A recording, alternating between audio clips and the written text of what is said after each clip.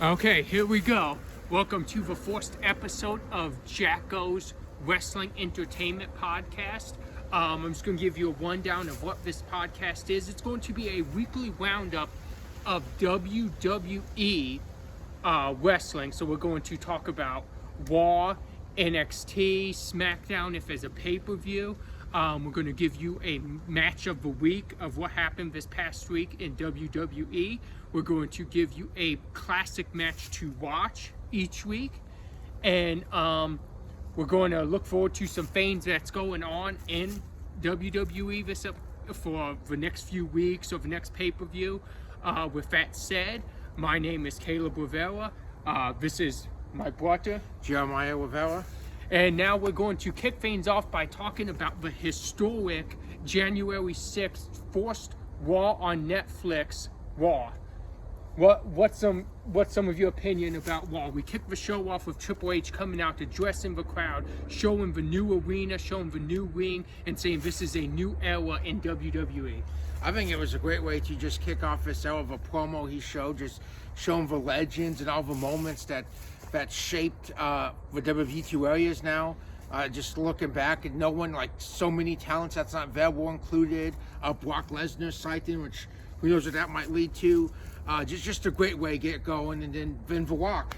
The Rock came out, he delivered an amazing promo, but a promo that surprised us. In my opinion, this promo was not the promo you'd expect from the final boss Rock. It seemed like a different Rock where he congratulated Cody, his rival that he busted open before WrestleMania. So what does that mean in your opinion? Congratulating Cody, does that mean he's different? Does that mean he's trying to trick Cody into thinking that he's different? Is The Rock different?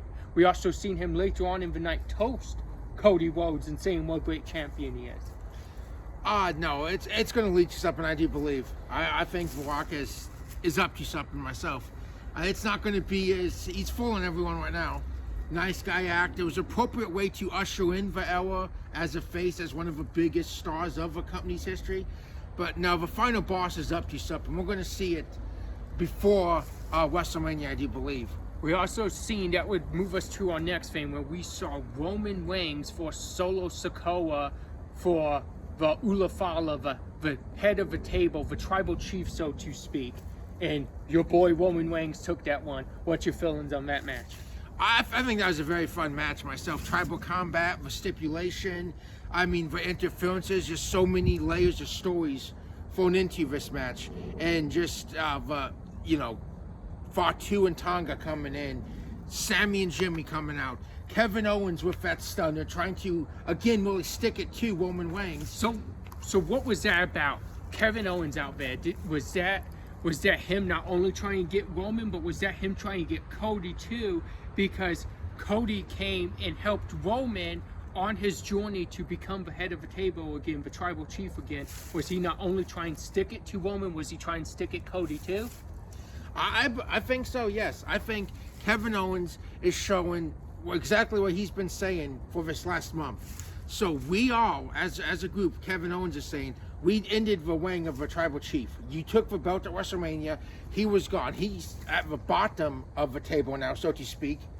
And in Kevin Owens' words, Cody's helping him out after everything that Roman did to Cody, everything he did KO. So I think Kevin Owens' definitive statement is, hey, Cody, I'm going to get you, but I'm going to get him too. I'm going to make sure he does it while he's back up, since you would do it yourself. Ooh, I like that. That makes a lot of sense. We saw Roman Reigns win the match. Like you mentioned, a lot of interferences. Then we saw The Rock congratulate him. I still believe, in my opinion, this is going to eventually lead to a Roman Rock match. I just don't think The Rock felt it was the right time to make the turn. What do you think about that? I agree with you, and I saw this thing on Facebook yesterday too, and it's shown different camera angles. And find the video I suggest to you people is you watch, and one of the times when the camera's like when on TV, it's not on The Rock, but Rock's over there in the corner. He has a dirty look on his face, eyeing Roman Reigns. As in he's biding his time, and he's going to make that turn. There's so much going on in that Raw. We saw that all these promos we've been seeing, these packages, War for Penta. They say his debut was postponed because they originally wanted to do 320, but then WWE decided to keep it to the standard 3-hour Raw that we've been getting on USA Network. I think a smart plan. Sometimes if a show goes too long, people get bored with it. And it was really exciting. So by keeping it to 3 hours, you save even more for next week. But now we know Penta is more than likely going to debut against Chad Gable next week. Do you think that's going to be a show stealer? I do believe so. I cannot wait for that match myself. I mean, if, WWE podcast, yes, but, if you're familiar with Lucha Underground, AEW, TNA, you know who Penta is, a very good wrestler, very talented. We know Chad Gable is just so underrated. That man can have a great match with anyone. He can go. He can. So I cannot wait for this match. I mean, you could put it as the main event, and I'm not going to complain. I'm just being honest. It's going to be a heck of a match. It is. What was next after Roman solo? What? Man, you had We had Rhea Liv, where we saw Rhea reclaimed the women's championship. I thought that was a very good match. I thought Rhea said that she's wanting to put Dom, Judgment Day, Liv behind her. I don't know if that's the finish yet, because I just don't think they're just going to head off into the sunset after losing the women's championship. I don't think that's it for Liv. I think Rhea wants to put that behind her. But it was one heck of a performance, and we also saw The Undertaker give her respect. What did you think about that? I thought that was awesome. I mean, that's a great way. I mean, you look at the biker Undertaker. You look at what he represented on the bike. That music hit. You knew business was going to pick up. You knew what Undertaker was going to do. He was going to come down. He was going to whip anyone in the ring. And I think if you were to look at that as in the form of a woman's wrestler, I'd have to say Rhea Ripley. I mean, whenever you hear, this is my brutality, business is going to pick up. And someone's getting whipped. So I think that was an awesome dynamic between them two. And I think Liv might probably get her rematch at Royal Rumble or Saturday Night's Main Event, I'm predicting. Ooh, I like that. I like the sound of that. We also had, eventually in the main event, we had Seth Rollins and CM Punk. Was there anything to note before that main event? I'm trying. You had a good show. You had the tag team match on there.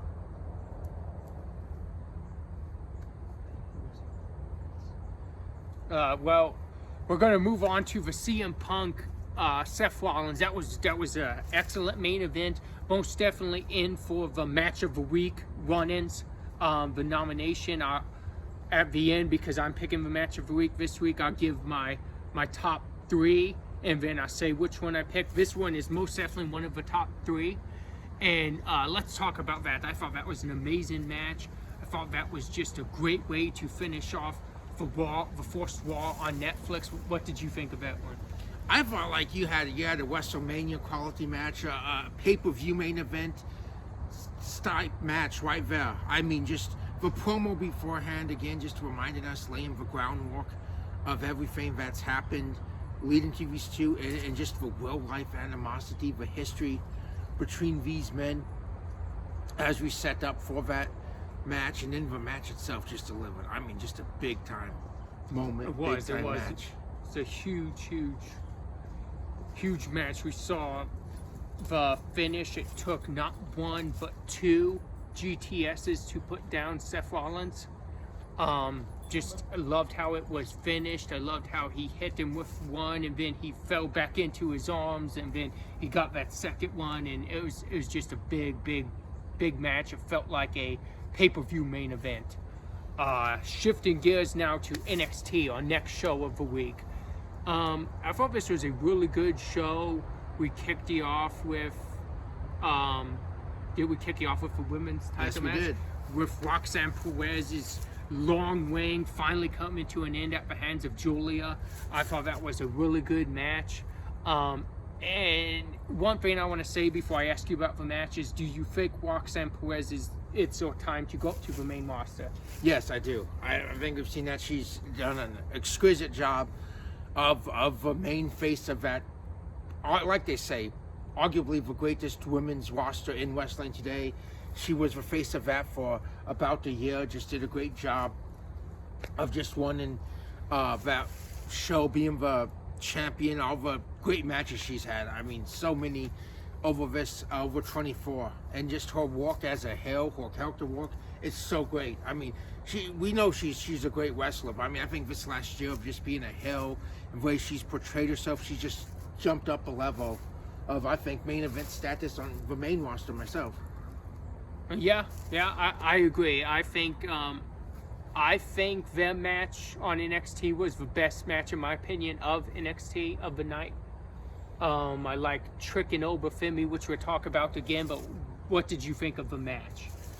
I have to agree with you. It was just a great match. So back and forth watching it.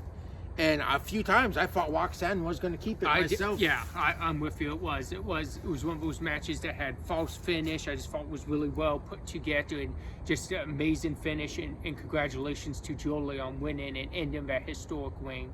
On NXT, we also seen The Rock have a run-in with Ethan Page. How cool was that? That was awesome. That really was. I mean, we know Ethan Page, his history was great on NXT.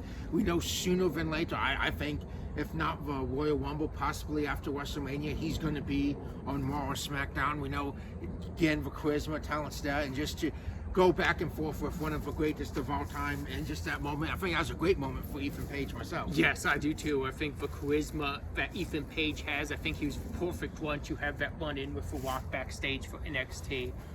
We also had a really good 6-woman tag team match on NXT. With Fatal Attraction against Shotzi, Paxley, and Gigi Dolan. That was a really good match. That saw Shotzi pin the Women's North American Champion. What did you think of that one? I thought it was, like you said, it was a banger of a match. Awesome. Happy to see Shotzi back to the ring after a long hiatus with the ACL injury. She's just a very unique wrestler, very good. Her music's great, but just her character overall great, and it's happy to see her back. Big win over Fallon Henley, which plays into something else that happened shortly after. Yes, let's go to that. Let's talk about that fatal four-way that Stephanie Valcor won, defeating Cora Jade, Kiana Jordan, and Lola Vice. That was a really good match too, really high pace, a lot of action, and Stephanie got the win. What do you think of that one? That would lead to later on in NXT GM Ava's office, where we know now we see Stephanie Valcor against Shotzi, number contenders for the North American Women's Championship. What do you think of that fatal four-way? That fatal four-way was awesome. Again, just not to just great a show still event, just showing just how great the women's division is in NXT. I mean, just stacked. I mean, everyone can go. So many great characters. You know your faces, heels, so many different fighting styles. And it seriously is just an awesome roster that I believe that they showcase every week on NXT. And I cannot wait myself for that match. And I would not hurt my feelings if some way, somehow we got the triple threat match of the two. That would be very entertaining. But that's going to steal the show when it happens. Yes. Anything notable before we get to main event on NXT besides Rock's promo? Not that I can think of at this moment, So let's talk about the Rock's promo. I thought he laid a great groundwork for what he sees in NXT, what's to come with NXT, and the fact of just, if you want to watch really entertaining wrestling that's really being ran right, he pretty much said, watch NXT. Yeah, he did. I mean, he did a great job. He came out there, and just a thank you to the NXT fans and everyone that watches, because like you said, for Netflix premiere of Raw, that's the big, one of the biggest deals you can get. That's the main roster Raw, the flagship show. All the celebrities, all the stars are going to be there. But like he said, you true fans that came out there and supported the next generation. We know if you watch, you know what's going on in NXT. You know how special NXT is, how great that the talent is there, and that what they're building to, and thank Shawn Michaels for getting us to this point, and thankfully getting us past the NXT 2.0 era.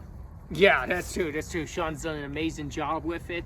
Now let's talk about our main event. So we saw Eddie Thorpe early on in the night get taken out, and because of his history of faking this, NXT GM Ava thought he was faking again. But Obafemi would say he took him out because he's not going to mess up his NXT title match. Well, in the match with Trick and Obafemi, Eddie Thorpe almost messed up Oba's NXT title match again, but ended up costing Trick his NXT championship, and we have a new NXT champion, and that's Obafemi. What's your opinion on that match and our new champion? I think it was. I loved the setup. We had a great pace between Trick and Oba, just one-on-one. Eddie Thorpe was, like you said, the X factor in that match. That ended up costing Trick, but Obafemi, that man is a beast, and I'm excited to see NXT with him as the face, as the future, just like with Julia, the new direction of NXT in 25. I think is a lot to be excited for. Me too. I think Oba's going to have that championship for a very, very long time. I think he's going to be hard to dethrone. Now let's talk about our 3-hour SmackDown. We have 3 hours of SmackDown. Triple H said at least till June, maybe 4, but he said maybe in June it's going to go back to 2. But our 3-hour SmackDown, it started off quick. It got off to a really fast start where we saw Paul Heyman, we saw Cody Rhodes, and we eventually saw Jacob Fatu and Tama Tonga to explain to us what happened in that fourth segment on SmackDown. Well, I think awesome way to kick off the show. I mean, Cody's the WWE champion, the face of a company right now. And but you kick off the show with Paul Heyman, Wiseman. I mean, let's just be honest. If you know, whenever he gets in ring, something awesome is going to happen. One of the best to ever talk in a microphone in wrestling, Paul Heyman. He gets in there and he just starts saying what happened, giving us a recap, letting us know Roman's the tribal chief, the undisputed tribal chief. Calls Cody out. Roman gives his thanks to Cody for helping him, but at the same time lets Cody know he's coming back for that belt, which signed me up because I cannot wait to see a rematch between those two. Right now it's a dead tie, one-on-one, each taken.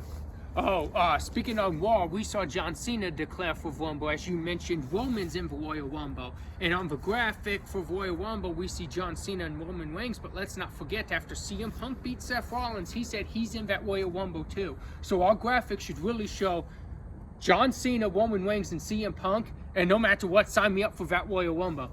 With just those 3 men, and I'm ready for that Royal Rumble. Exactly, just a star power right there. And yeah, it will be Roman's first Royal Rumble in 5 years, last being in 2020, before the legendary title reign began. Interesting note there. And we saw Kevin Owens come out doing that. As I mentioned, we saw Fatu and Tama try to get the upper hand by attacking Paul Heyman. Jimmy came to his rescue, and when the numbers became too much, we seen Cody come to Jimmy's rescue, which would later on lead to a tag team main event that we'll talk about later, which was Cody and Jimmy versus Tama and Jacob Fatu. But the next match after that was Chelsea Green versus Michin. Give us your thoughts on that match for the women's U.S. title. It was a very good match, fast-paced match. I'm very happy to see both of these women get the spotlight that they both deserve. Both great workers.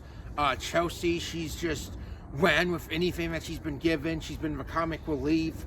She's went out there and, she's lost in like 30 seconds. She's just ran and given her best of every opportunity they've given her. Michin is so underrated. Great promo. She just has that like old school, like just hardcore type style to her. Like we've seen the street fight with Nia months back. I mean, just so good. I think great job.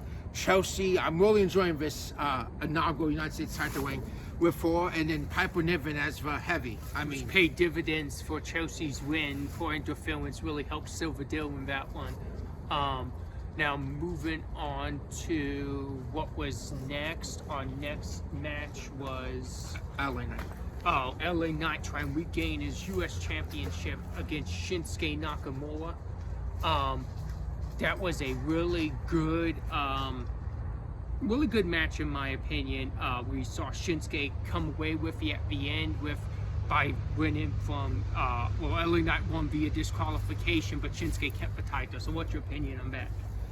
I'm with you. Very good match. Would like to have seen a definitive winner, but just great back and forth action. I love how Shinsuke just continues to just rebuild himself. We imagine his character so good.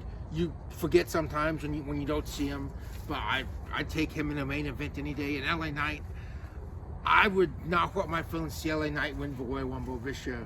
But I would love to see him take on Gunther for world title, but that's getting ahead of myself. But yeah, great match.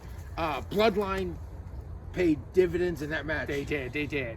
And then we've seen a couple tag team matches. We've seen Humberto and Angel defeat Pretty Deadly. And Pretty Deadly wanted help from DIY, and we saw after that match, Apollo would say, if you think they're going to help you and you're going to give you a tag title, they're going to give you a tag title match, you're crazy and you get what you have coming. So what's your opinions on that? What's your opinion on that? Well, I love the storytelling here, but I just want to say, Pretty Deadly, they are sincere in their wishes. They went out and thought, hey, we help DIY. Maybe we get house shot. Maybe they have our back. But DIY is looking out for themselves. They are. That is clear. They don't care about anyone else. They're going to take whatever shortcut they can to keep those titles. And hey, if that works for them, more power to them. It's working right now. It's working because they're picking up big wins. We also seen the Machine Guns beat Philly and Grayson Waller. The Machine Guns said they're on their way back up to DIY. They are not taking the approach of we should get a title match. They said they're going to work their way to it. What do you think about that?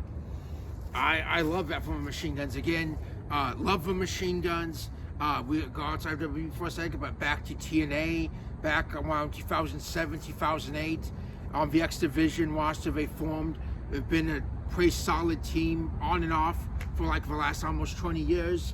I love this path. WWE has just been great. And how would you not get behind the Machine Guns? And I could watch the Machine Guns and DIY take on each other for the rest of the year. Yeah, I'm with you on that. We also ended up getting we saw a Tiffany Stratton celebration, celebrating winning the championship after having the Money in Bank for quite a while. She had it for, like 7 or 8 months? Yeah, like that from July. And we saw the cash in, and we saw her finally become champion. That was a big moment. But then we ended up seeing a fatal four-way, what I thought was a show stealer on SmackDown. We saw Bianca, Naomi, Nia, and Bayley, number one contenders for the SmackDown Women's Championship. What did you think of that match? Like you said, sure. So a great match. I mean, again, and I said about NXT, but just women's roster in general in WWE is just so awesome. Great workers, great characters. You had 4 huge stars. We know Bianca, Nia, Bayley, Naomi, underweighted in a sense sometimes, but we know she can go. She's been doing it for a while. Awesome match. Candice made most definitely an impact towards the end of that match. Bayley picked up the win, and we will see Bayley versus Tiffany Stratton next week on SmackDown for that SmackDown Women's Championship. That's going to be a huge match. Then that takes us to our main event on SmackDown, which was Cody and Jimmy versus Tama and Jacob Fatu. What did you think of that one? Awesome match. Some great back and forth action. I really, toss out to Joe Tessitore and Wade Barrett. Great commentary. But like Joe said, 2 mad dogs now without the leash. And Tama and Jacob. And unfortunately for Jimmy, Cody's attention went elsewhere. Did not end well for Jimmy Uso. But who can really stop these two? If they want to take titles back, they may just get them. That's their choice. That's their decision. Right now, DIY doesn't seem like they're interested in them, but if they want those take titles back, it may just be theirs. While we're still on the week, let's talk about our match of the week. For this, I'm going to give 4 nominees. I'll give Punk vs. Rollins on Raw. I'll give Solo vs. Roman on Raw. Tribal Combat match. Then I'll go to NXT for Julia and Roxanne, and I'll go to SmackDown for that number contenders fatal 4-way. And after thinking about it, watching it, enjoying all 4 of the matches, and even other good matches for the week, I'm going to give this week's match of the week to Punk and Rollins, because how could you not? Exactly. Like I said, that was just a it was almost like watching a pay-per-view minus a few commercial breaks here on Netflix, but just solid match. And I mean, you could just tell. I mean, just like the build up to it was great. Both guys are great on the mic. Punk owning that win. Rollins, what do you think's the future for Seth Rollins? Future for Seth Rollins, I believe he's going to throw his hat in that Royal Rumble, which I think is going to make it even more star-studded. And then I think he says in Rebecca, he says that it's over, like he's done with the CM Punk thing. I don't think he's done with the CM Punk thing. I think when they're both in Royal Rumble, if they cross paths, I think Seth is going to try and eliminate Punk himself to ruin him from ever main event in a WrestleMania. And if Punk gets him, it's only just for beginning of Punk and Seth, in my opinion. I have to agree with that. I agree, and I think Rollins might be doing anything necessary to ruin CM Punk's life in the future. I think so too. Let's talk about, you have a classic match for us, one that folks watching this should go online, will go on Peacock, get an account and watch. What is that match? What is your classic match? Well, this is something we're going to do every week on this podcast, especially for just you, maybe you fans that haven't seen it before, haven't watched in a while, or maybe you newer, younger fans who listen to this who haven't seen it. But I wanted to really give everyone a banger. I want to give one of my personal favorite matches, very underrated match. I want to go back to 2004. I want to go to, it will be Vengeance 2004 on Peacock. I want you to watch the Continental title match between Edge and Randy Orton.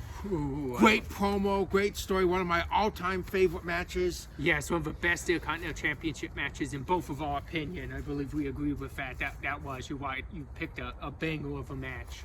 Thank you, and just especially you look back, almost 21 years now, two guys right before they hit their primes. Of everyone knows, you know, the Viper Randy Orton, rated our superstar Edge. This was before that.